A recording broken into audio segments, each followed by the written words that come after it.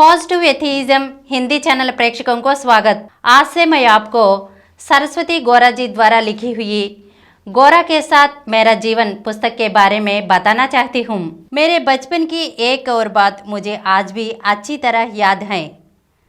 माँ को पेट में कुछ समस्या होने के कारण उनकी हालत बहुत बिगड़ गई। उनका ऑपरेशन करना पड़ा। उन दिनों इलाज की सुविधाओं का विकास नहीं हुआ था। विजयनगरम में ऐसे ऑपरेशन की सुविधा ये नहीं थी। कलकत्ता के बड़े डॉक्टरों द्वारा ही किया जाना है। कैसे? महाराजा और महारानी जी को ये बात पता चली तो उन्होंने बड़े भैया को बुलाकर भरोसा दिया कि डरने की कोई बात नहीं है, पैसों के बारे में परेशान होने की आवश्यकता नहीं है, ऑपरेशन के लिए जितना भी खर्च होगा हम वहन करेंगे। कलकत्ता में उनके राजभवन में रहने की सलाह देकर पूरे सांत्वना भरी सहायता की। उन दिनों में महारानी जी 2-3 महीने में एक बार अपने यहाँ काम करने वालों के परिवार वालों से उनके दुख दर्द की जानकारी लिया करते थे। मेरी माँ और भाभी के साथ मैं भी महारानी जी के पास जाया करती थी। महाराजा और महारानी जी को हमारे परिवार से विशेष लगाव था। मेरी माँ को लेकर नाना जी, पिताजी, बड़े भैया, भाभी, वेंकम्मा मासी और मैं कलकत्ता गए। उस समय मेरी उम्र 6 वर्ष का थी। कलकत्ता में बड़े से किले के राजभवन के ऊपर के हिस्से में हम रहते थे। माँ को ऑपरेशन होकर ठीक होने में 3 महीने लगे। उन दिनों में ऑपरेशन से लोग बहुत डरा करते थे। अस्पताल में माँ को लिफ्ट में ऊपर ले जाया गया। हम भी उसमें थे। लिफ्ट में जाना हमारे लिए बड़ी अचरज की बात थी। माँ के सेहत के लिए हम रोज पूजा किया करते थे।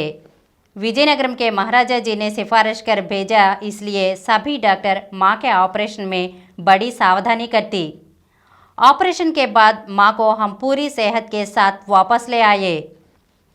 मेरे बचपन की एक और बात आपको पहले ही बताया था कि हमारा परिवार रूढ़िवादी पारंपरिक परिवार है। अनुष्ठानों का पालन अधिक होता था। बाजार या स्कूल या एक शब्द में कहें तो घर से बाहर जाकर आने पर स्नान करके दूसरे कपड़े पहनकर ही घर में आना पड़ता था। स्नान करके धुले हुए कपड़े पहनने तक आंगन में ही रहना पड़ता था। हमारे स्कूल में कुछ ईसाई अध्यापिकाएँ हुआ करती थी। किसी न किसी संदर्भ में वे हमें या हम उनको छूना ही पड़ता था। इसलिए मुझे स्कूल से घर जाते ही स्नान करके स्कूल के कपड़े बदलने पर ही माँ को देखने का मौका मिलता था।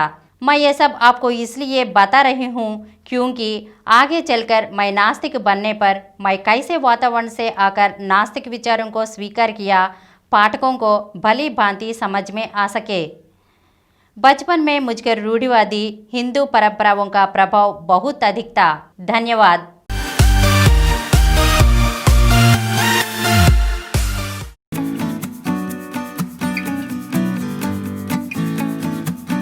Download Samaram multi-channel app and watch your favorite channels from your mobile. App available on Google Play Store and subscribe to the channels.